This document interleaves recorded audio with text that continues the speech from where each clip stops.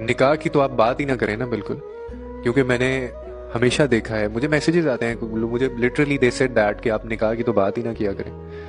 اور یہ سچ بھی ہے کہ جہاں جہاں نکاح کی بات آئے گی وہاں پہ مجبوریاں آ جائیں گی، اور جہاں پہ چسکے لینے کی بات آتی ہے، جہاں پہ وقت گزاری کی بات آتی ہے، جہاں پہ دوسری تیسری چوتھی عورت کی بات آئے گی، تو وہاں پہ نہ تو کسی کی ماں کو ہارٹ اٹیک آتا ہے اور نہ کسی کی جو باپ کی عزت ہے وہ مٹی میں ملتی ہے. تب سارا کچھ نارمل چل رہا ہوتا ہے، تب مجبوریاں بھی بیچ میں نہیں آتی. لیکن آپ نے جب نکاح کی بات کرنی ہے تب آپ دیکھیں گے یہ ساری چیزیں ہونا شروع ہو جائیں گی.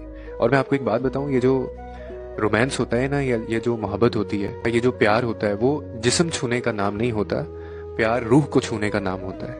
تو آپ کبھی ایسا پیار کر کے تو دیکھیں، آپ نکاح کی بات کر کے تو دیکھیں، آپ نکاح میں آ کے تو دیکھیں.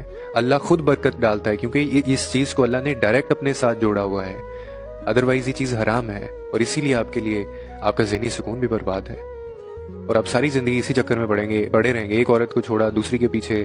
اچھا، پھر ایک چیز اور ہوتی ہے کہ ان عورتوں کو یہ لگتا ہے جن کو ان کے مرد چھوڑ کے چلے جاتے ہیں کہ یہ اب کسی اور کے ساتھ بڑا کمیٹڈ رہے گا.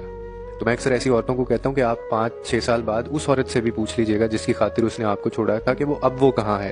وہ آپ دیکھیں گے تو وہ آگے نکل چکا ہوگا، دوسری تیسری چوتھی پانچویں، سو اینڈ آف، اور یہ چلتا رہتا ہے. اسی لیے ان سے نکاح کی بات کیا کریں اگر کرنی ہوتی ہے تو.